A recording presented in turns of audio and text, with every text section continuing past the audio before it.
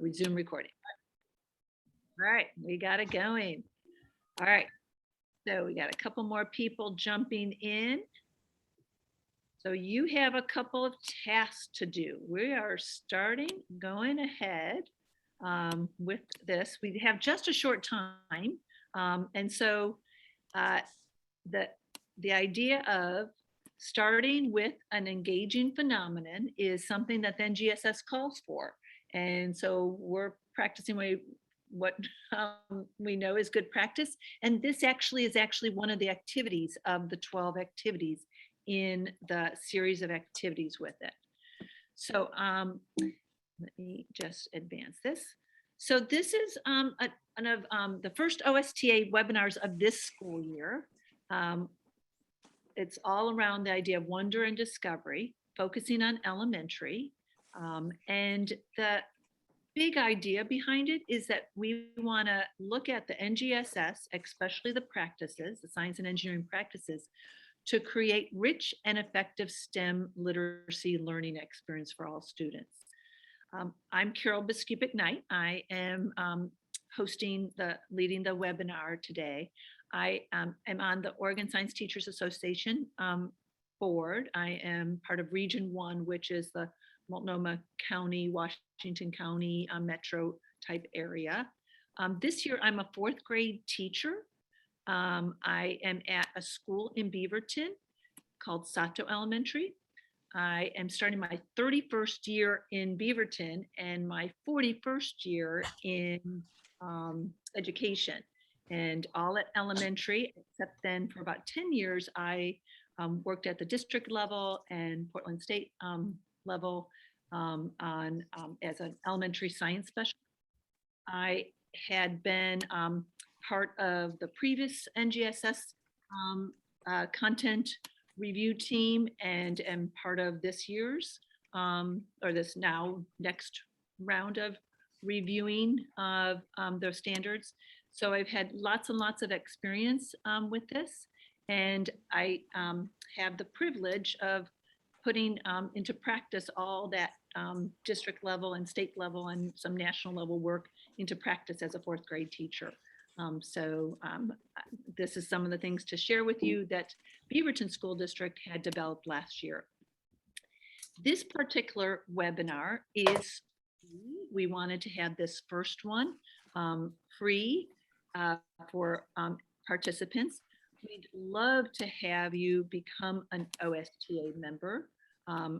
We will be sharing you the link to signing up in upcoming webinars. If you are a member, it's free. Otherwise, we charge a small fee for participating, but there's so many benefits of being a part of OSTA that we would love to encourage you to be a part of that. So we'll talk more about that at the end. So the agenda is kind of around this really big question. How can we provide experiences as practitioners, whether we are classroom teachers, informal educators, working with teachers of practice? How can we provide experiences that take that wonder of science to engage students in the meaningful pursuit of knowledge and promote language and literacy? So especially at the elementary level, we have this tension of, yikes, we know how important science is and we know how it promotes language and it can promote literacy, but I need to have it where I need to be teaching literacy, both reading and writing. So how can we balance that? We're going to look at it through phenomena to promote that engagement, look around the instructional shifts, and then we'll actually get into the Beaverton School District Wonder and Discovery resources and look at how that was planned out with coherency. We really want to give you time to look at it and make it work for you, your students, the families. Again, if you're not a classroom teacher, the idea of working on how these activities might be something that could be incorporated into your practice, and have times for questions and closing. If you want to throw into the chat any kind of question as you go, I'll try and get to that. But again, that idea of going beyond when we get to it science to phenomenon-based experiences that not only have relevancy, but it promotes rich language, even if we have to go to distance learning in some situations. So this unit was developed last year when we were completely distance learning at the beginning, and hope it is such an easy transition to in-person, but we'll kind of talk about some options with that. And again, how do we go beyond sporadic science to cohesive and coherent learning progressions? So the outcome is that hopefully you'll get a deeper understanding of the NGSS through what we're calling three-dimensional lessons, and uncover the use of language and the scientific and engineering practices and that active engagement. So I'm making you go through some professional development before getting the activities. The activities themselves help support this, but just kind of going over some of what we have found are NGSS best practices of professional development. But you're the critical consumer. I want you to look at these lessons and decide, hey, is this effective? Is this meet my students' needs? And use that lens of cultural relevance, equity, and critical thinking. So this quote is over 15 years ago. So that idea of a science, a STEM, or even a STEAM instructional mindset, the idea of using the wonder of science, or STEM, STEAM, to engage students in a meaningful pursuit of knowledge, which will provide the impetus needed to promote literacy, it originally said, but I added language. So this was from over 15 years ago from the Kentucky Board of Education, when they were saying, hey, teachers in Kentucky, we can promote language and literacy. They said literacy at the time, by using the wonder of science. And I expanded it to STEM, STEAM, and then adding in that language piece. So that's kind of the focus with it. So the first instructional shift of the NGSS is that engagement through phenomenon. So the idea of focusing on phenomena or designing solutions. And so as we look at our the activities, some of these are actual kind of pictures related to the activities, where we did an anchoring, engaging phenomenon. So we're going to actually practice that. So in this engagement activity, the idea of people might have noticed water on the outside of one of the glasses. And what I'm going to try and do, I did all kinds of Zoom last year with my students and put them into breakout rooms. I'm going to hope to put you into some breakout rooms and actually have you do some conversations, but I would like it to be a little bit of a modeled conversation. So I'm going to divide it so that there's 4 people in each room, and just kind of numbering off. And again, you have this on the slide deck, so you'll be able to see where you number off 1 to 4. And I'd like you to have conversations about this phenomenon, but I'd like to have us really focus on the language being used. So person number 1 is going to share what they notice, what they wonder, or what else it reminds them of. And being able to use language as if a student would be using it. Now, we may be K-6, we may be beyond that, but think of from a student level, what might a student say about that? So an example might be, I noticed drops of water on the outside of the glass with ice. So person 1 is going to share their I notices, share their wonders, share what else it reminds them of using the language of a student. Person number 2 is going to share what they notice, what they wonder, or what else it reminds them of using adult language. So an example might be, I notice water molecules adhering to the outside of the glass with ice. What person 3 and 4 are going to do is going to play the role of the practitioner, the teacher listening in on student discourse conversation. So we're going to kind of model this because this is the hope that we bring conversation, discourse around phenomena in the classroom. And we as teachers are hoping to uncover the language and think about how we could move conceptual understanding language forward. So person number 3 is going to be listen as 1 and 2 talk and try to uncover the language being used. You might hear compare and contrast. You might hear someone say, seeing something maybe with cause and effect. And person number 4, when you listen, you are to do the role of the teacher as far as what could you go over and say as kids are having conversation that might move conceptual understanding or language forward. Again, an example, is there a difference in the temperature of the glass or of the temperature of the outside of the glasses? So what this is actually doing is modeling what we hope could be a conversation in the classroom and educators helping uncover the language and move the language forward. So I'm going to stop sharing my screen here and I'm going to put you into breakout rooms. And I'm going to, we have about, I'm going to have 16 people going into breakout room. I have my computer, we have our host that won't actually be joining in, but I'm going to put you into 4 breakout rooms. So you may end up having only 3 people. If there are 3 people, someone could take on 2 roles, or you could have just 1 person being the listener and uncover with that. So I'm going to open up the rooms. Do we have any questions? So you should have the PowerPoint. I know that some people are in their car.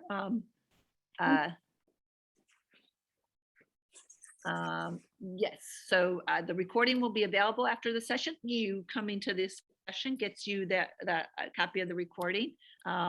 Thank you for people joining in. We are engaged in a phenomenon where we have 2 glasses, one that had ice in it, one that didn't, 2 glasses of water, and we're sharing some of my notices or wonders.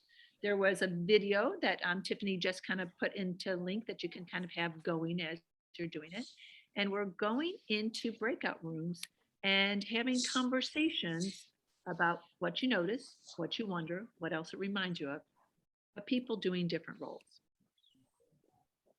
Anyone have a question before I open up the breakout room? All right. I'm not, so if you have my second computer, we're not going to, that won't be joining, and OSTA board member Tiffany will not be joining. So some rooms might have 3. We're going to do this for just about 5-6 minutes.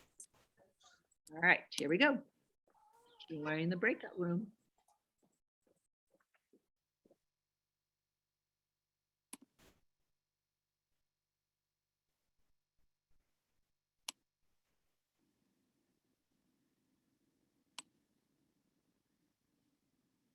Sarah, I have you as room 3 and Michelle, room 3.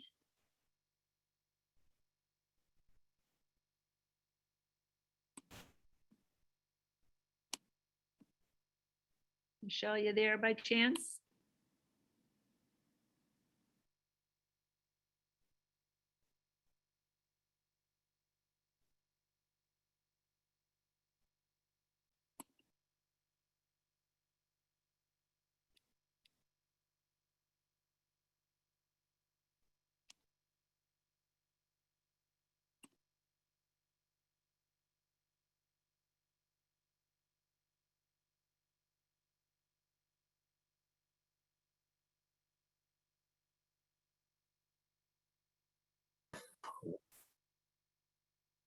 All right. Welcome back. All right. So do we have anyone that is willing to share out the language that your teams were trying out? Someone maybe that was number one, say what you said from a student point of view. Anyone willing to share? Let me get to participants. I can see raised hands, or you can just unmute. Someone willing to share? Hi, I'm dialing in, and so I can't quite raise my hand. I apologize if I'm cutting anybody off. Could I share a little bit what we discussed in our group? Love it. Yeah, thank you. Right on. Hello, everyone. I'm excited. One of the participants talked about the approach to the content, the language approach, which was really interesting. You know, someone pointed out that in addition to words like solid, liquid, state of matter, water, folks were talking about like, oh, I see, I observe, I notice. And that kind of the functional language, right? Some of those pieces that support the science content, but aren't necessarily the science content. And a teacher shared just how important that is in helping students approach the situation like a scientist. So those words that provide some function besides just simple vocab words. And so that was a really cool perspective that I got sharing with another person. Susan. Yeah, so we had I think one of the things that we noticed was at different grade levels, they'll have different ways, the students will have different ways of expressing the same visual. So for example, for my 5th graders, the students will probably notice that it is fogged up, or they can't see through the glass anymore. Whereas if it was a younger grade, like the 3rd graders, as someone mentioned, they might just say that it's wet. So they use whatever is in their regular vocabulary. I really appreciated the thought bubbles because it helped us realize how their forms of expression actually connect. Like they're realizing the science behind it without realizing that they are, so to speak. So like we talked about how if some of the younger grades notice the ice goes up and gets smaller, that's another tie-in to something is less dense, or something is reduced in volume. But they don't talk like that. They're just expressing the same idea in simpler form. Thank you. Any other share outs that people want to tell for the greater good? If you want to put in the chat, that's another way of kind of putting in. Yeah. So the idea that we can develop language through the practices, the engineering and scientific practices, and those cross-cutting concepts. So that big question of how can we help language be more precise, explicit, and complex through our probing questions as the teacher, the guide on the side, the facilitator of the conversations. So this next slide is from Oki Lee. She was a national consultant with a big math science partnership grant that we had here. And she's at New York University. She's done work on the SS level, an amazing resource for language and science. And she has these 3 categories. And this was really, really helpful for me as a teacher of science. I looked at it, but also I'm supposed to teach language, of really how we can move students along a continuum. So this idea of helping students make their language more precise. So how do they use that discipline-specific terms? Now this activity in like kindergarten, that idea of just them noticing and practicing this, the concept of observation and notices. But then 2nd grade, they get into states of matter, and 5th grade gets into the water cycle, and 4th grade has energy, as far as the temperature and energy. So that idea of discourse specific and how we can help them get a little bit more exact. So if they say foggy and someone else says, well, it's dark in there. And so then, does anyone have, the other term for when it's, there's mist in the air, some of those things of helping uncover where are they at in the language and can we move it to get forward. This is different than how we were taught as educators to front load vocabulary and say, okay, here's the words that we're going to be doing. So we start with the engaging, we hear where they're at, and then we help them move along to be more precise. The explicitness is, could the audience understand without context what the conversation was being about? Someone not in the classroom. And that's where they start using those logical connections that cause and effect, that function language. Compare and contrast, cause and effect.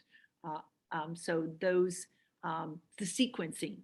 So those things of how you could be more explicit and helping kids as they start to share out, be clearer in their relationship. That's such a big thing in language, that being able to be explicit about the relationship, their ideas. And again, the complexity. Can they explain why? And can they support evidence? Now, since this is that engaging activity, the fact that they might have not much complexity to explain why, but then as they start to learn more through the activity, what some researching, some more activity support, whatever the science concept is at the time. So this has been kind of a helpful thing for how that intersection of rich language and rigorous science supporting each other. So again, the activities that we did, we tried to have them be three-dimensional, but focusing on the scientific practices. Because we had these activities being across K-5, our elementary is K-5, and we had them so that it was the beginning of the year last year, distance learning and families kind of being able to do some of these activities together. But we did connect some disciplinary core ideas around some of the lessons, and especially some of the cross-cutting concepts. In order to do that sense making to support all students, but especially our language learners. So then looking at the phenomenon, there's one of the activities where it's a hand washing activity. Again, this was during COVID last year, and it can then be so true this year as far as the hand washing activity, where they're looking at the visual of an unwashed hand with the glow germs on it, and then 30 seconds. And then kids doing sense making about that phenomenon and the three-dimensional of cross-cutting concepts and disciplinary core ideas.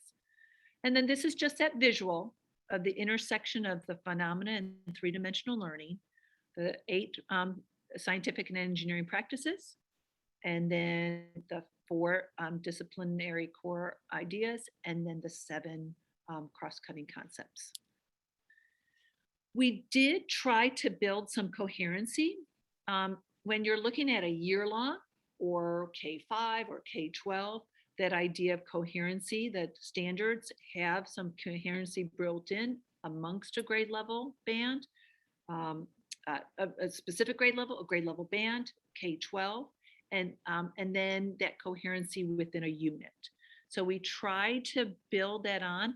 The visual on the right is out of, I think it's Brian Reiser who did this one, where that idea of what did we figure out? How does it lead to the next phenomena, or I wonder? What did we figure out? How does that lead to the next one? So that learning progression. And especially because of our limited time in the day to try and do it all at elementary, of really looking at some of the connections to ELA and math in the activities. All right, so that was where it was. What I'd like you to do is just share out with me in the chat, or unmute if you can't put it in the chat, And just want to get a little bit of feel of where you are on your science instructional pathway. Are you still just at the awareness level for NGSS? You know, so many of our districts, because of the prioritizing of ELA and math, hasn't been able to provide professional development. And so it's that still that initial exposure. Are you in that transition where you're deepening understanding and maybe doing some planning around NGSS? Or do you feel you're at full alignment? And even I am not in full alignment with all my work. So you could go ahead and put in the chat a number 1 to 4. Just kind of tell me where you're at.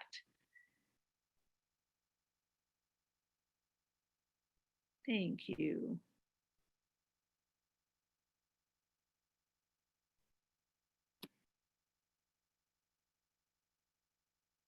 Perfect. Thanks, Dave. All right. So again, a lot of this work is based on a 3-year grant that we did with our 70 leaders from throughout the state. And again, 3 years wasn't even enough of intense professional development. So in this one little 1 hour, we're not necessarily going to move you on that continuum, but hopefully we'll give you the mindset for that. So I would love to have, it may not be a big adjustment for you, but adjust your thinking cap test, even though you might be on day 21 of school, depending on when you started. But the idea of starting the year with wonder and discovery. So it certainly is not too late to do this. Again, this was Unit 1 last year in Beaverton School District that was developed. I was part of the development team, and then an amazing primary teacher. My background is primarily intermediate, 3rd through 5th, and Teresa Getter, it's a primary teacher in the district and one of our NGSS leaders. So the 2 of us created these lessons, and our district TOSA team helped kind of refine, put it together, and was a part of the translations with this. So very, very familiar with this. And Beaverton actually has a full adoption. Not many districts are able to necessarily have an adoption, but it was a full adoption, but it was the first year of it in distance learning. They're like, whoa, we can't have teachers jump into an new adoption. And we wanted time for them to do activities to, again, create that wonder and discovery. So these are activities that could be, thanks, hold on, I don't know what happened there. Stand alone. That was not what it just went to the unit. Let me get back to, are we back on my screen? Can you see the gesture? There we go, good. All right, so let me do the arrow. Okay, so again, you know, like the district has made this an open source. They know that a lot of hard work was put into this, hours and hours to put this together, and that idea of sharing this resource. So if you utilize this resource, please, and if you share it with anyone else, please acknowledge and give Beaverton School District credit for it. But make it work for you, your students, and your families. But realizing that we want those NGSS best practices I talked about of phenomena, the dimensions, coherence, and connection. So there were 12 lessons that were originally developed. And we were originally looking at it as about a 6 to 8 weeks at the beginning of last year. And as the variety of district TOSAs and administrators took a look at it, they were like saying, these 12 lessons are great, they're amazing, but we're worried that it might freak teachers out if we are to say, do all 12. So we took a look and we made half of them priority lessons and asked all teachers to do those. And we were purposeful in picking the priority lessons that actually ended up hitting all of the practices, that could be done. All of these were designed around minimal materials. And we thought that they might be the most adaptable K-5.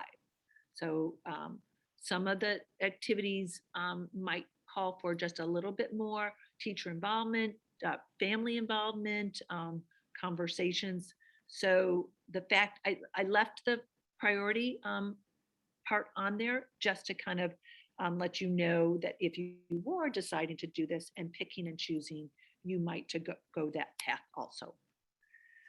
So I just want to go over the lesson structure, and then I'm going to share with you the link to the full slide deck, and being able to have some time to look at the 12 different lessons, but all of them fall within the same structure.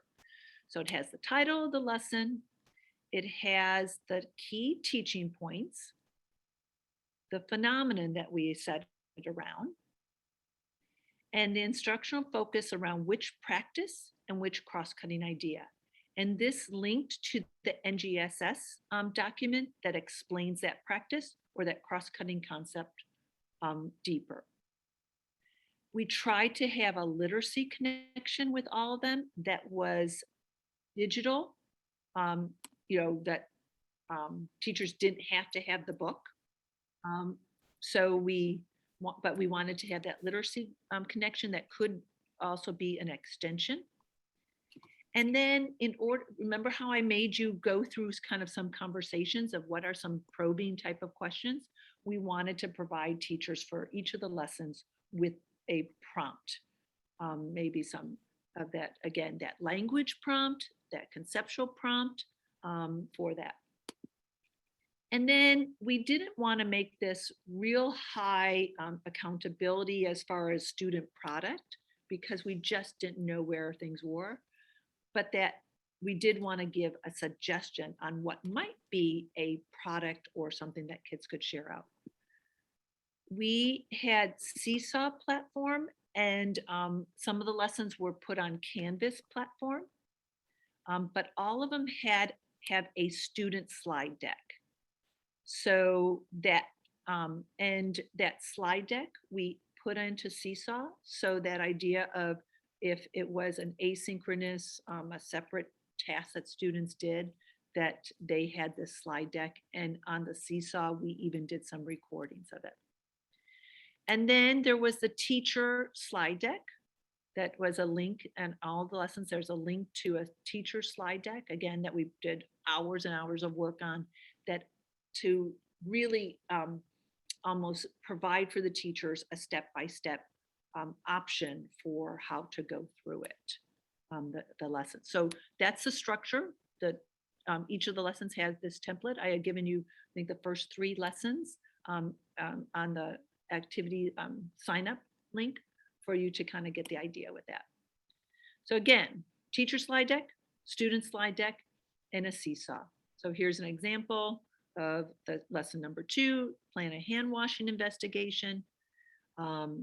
Here's then a student level, what the students would see on their slide deck. And then it has a Seesaw task. And if we did it right, we made the Seesaw link where anyone with the link can see the Seesaw task. So in reality, you have all kinds of options for implementation. You can do in-person, obviously, if you're in person with the kids, or if you have to go to quarantine Zoom, these could be done on Zoom as synchronous. You could do it asynchronous, where the kids are assigned this, and then you pull them back, and when you're together, you could have conversations and discourse about it. Or those of you that have to provide something for your students on distance learning, you could have them go through this independently. Again, a lot of it has some recording of the directions. So again, all kinds of options for that. But the idea is that we're really hoping, and that's OSTA is one of your resources for some professional development to help you support going beyond sporadic science to learning progression coherency. And there's all kinds of resources on the NGSS website of kind of some of the evidence statements to help you with that as you get into your units and stuff with that. So let me get to you the slide deck. Oh my goodness gracious, let me find that.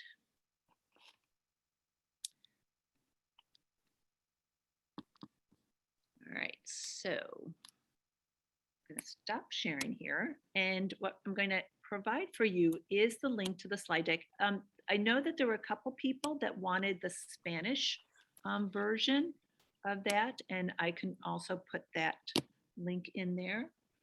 Put this in the chat. Go ahead and mute if you have questions. Anyone have some questions before I give you the link to this? So I'm going to give you just about. Say again. I have a question. I hear that you're sharing the link in the chat. Perfect way to leverage technology. Excellent. Will there also be links provided in a follow-up email for those of us who can't see the chat? Yes, yes. Yes, so how can so go ahead and click on that link, and I am going to add into the slide deck this link. Okay, so and actually, let's see. So I am going to put the link on slide number. Do you have access to the slide deck?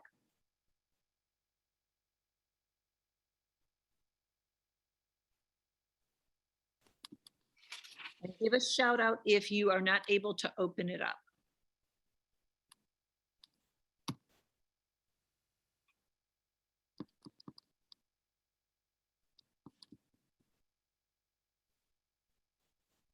All right, so if you refresh your slide deck on on the lesson structure slide, I did put the link, that same link to it. So on slide, so in the workshop slide number 20, it also has the link on there too.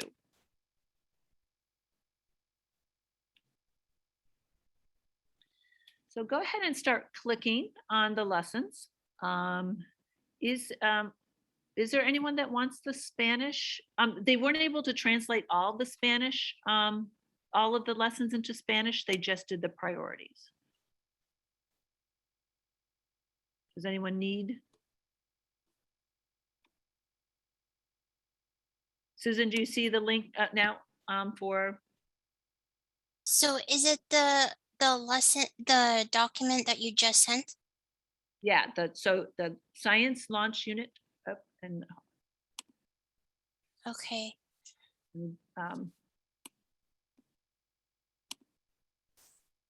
Actually, hold on. So it should be in the chat, and it should be titled OSTA version of the science K-5 launch unit. And it has, if you go through, it has, and all of those are now hot links to all of the lessons. So K-5 launching unit, table of contents, and then it has all the lessons. Yep, if you click on any of those, it then jumps ahead to all the slides. So if you just do your advanced button, you'll Oh, see okay. all of I got the, it. cool. All right. Yeah, slide 20 has the link in today's presentation slides. So if you can't pick it up from the chat.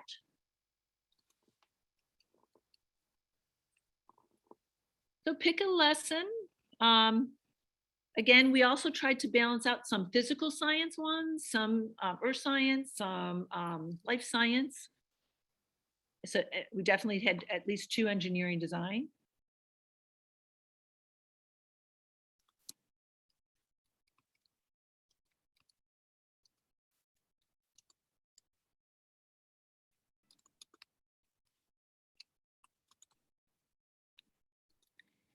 And feel free to just kind of,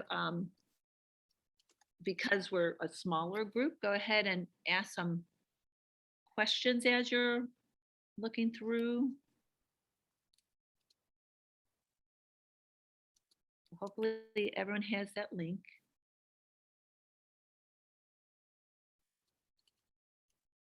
Take a look at the teacher slide deck of a lesson and then a student slide deck.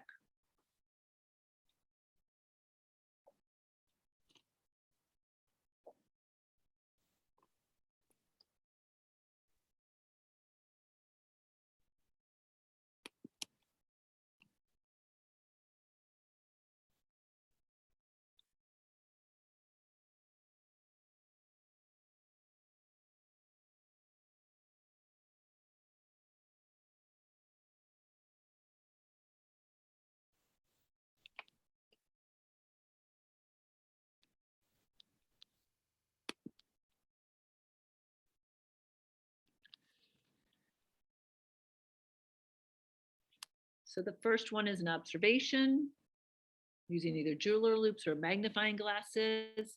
And if they don't have that, there's actually a zooming in activity with a 360. Second one is on hand washing.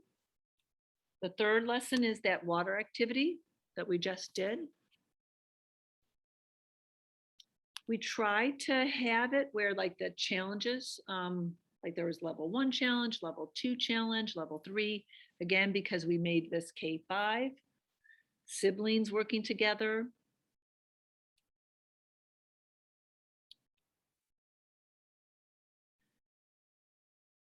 Four was related to weather patterns and using that math and computational practices.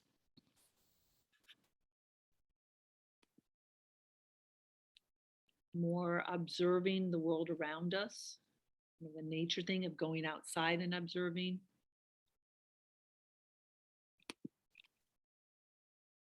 Did a hula hoop, if you've been the idea of some of that outdoor ed stuff of where you have a hula hoop and you observe and what's the ecosystem going on there.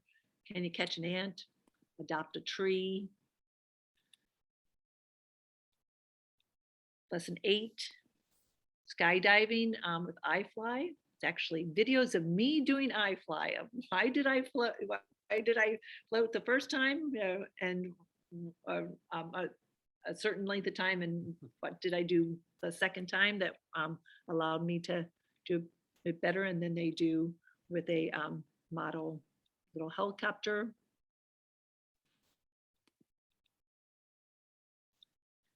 B's helpful or harmful, that arguing with evidence practice.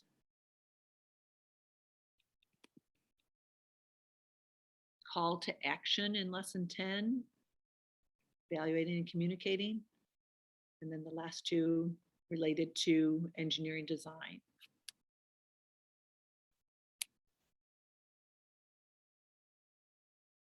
I don't know if it's Asha, if you could tell me which ones, that would be awesome for me to change. Yeah, I think I was looking at lesson 4 and I clicked on challenge 1 and then 2. They both said access denied. All right, so lesson 4, let me get back to that. And let me, okay, so thank you. Okay, if you refresh that one, and then it was the other challenge. I think the same is happening with the lesson 3. Okay, because I'm seeing that those shares were just Beaverton, so now they should be in lesson 4, and I'll go back to lesson 3. Perfect. Thank you for letting me know that. Oops.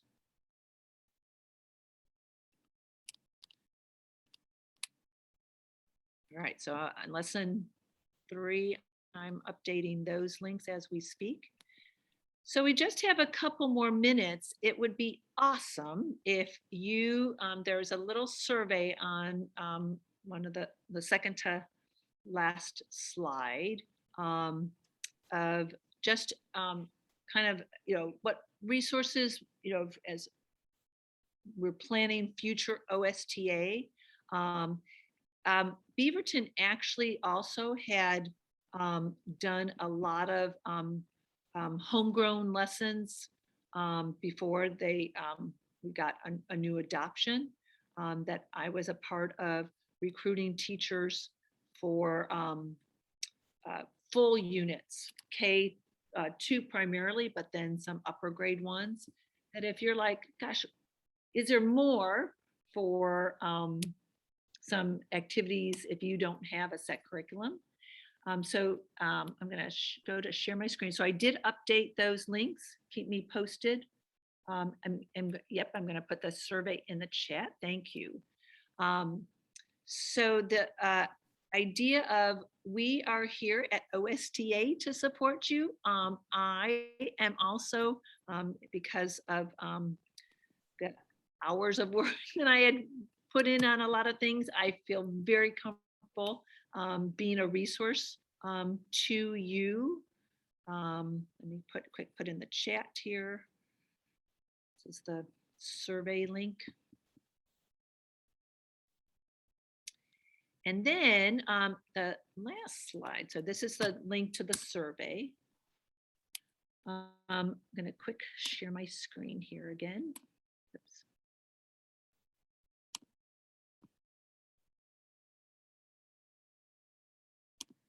So the idea of there's questions, like you can ask questions on that. We want your feedback on it. And then the other thing that I really, really want you to take to heart is that, again, OSTA, there's some meet and greets. Region 1 is actually tomorrow, where you can get together with some other science educators, and I'm part of that group, and we'll have prizes. Region 5, I believe, is on Friday, but that's also was in some of the OSTA announcements. So that idea of finding support there. And that this is hard work that needs to be done collaboratively. And that's why the administrators in Beaverton, when I said, I'd like to share this with other teachers in the state, they were like, absolutely. And so this is hard work that does need to be done collaboratively. My email, oh, thank you, Sarah. That's right, you're here, you're running it. So Sarah is one of the board members. And so I want to be able to do this to everyone in the meeting. So Region 5's meet and greet. So I have a crazy long email in Beaverton, which is my 2-part last name with underscores in between. I'm going to put this in the chat. And then I'm also going to put my personal email, which is my first initial, and then the 2-part last name, Biskupic and Knight @gmail.com, that if you want to connect to me via email. If you put your email in the survey, I can also connect to you that way. So thank you for giving up an hour of your precious, precious time. I hope that you found this useful and valuable, and I hope you consider, and actually, let me actually put in on the OSTA website to be able to think about joining as a member. $25 gets you quite the deal. The NSTA conference is actually coming here in Oregon at the end of October. And if you're an OSTA member, you get the discounted rate. So the idea of being able to join in, I am going to put that link in the chat and get you free webinars from now on. So there's a link, and it's also at OSTA OregonScienceTeacher.org, I believe is that website. OregonScience.org. So thank you, everyone. I will stay on for a little bit if you have some further questions, but have a very good evening. Thank you.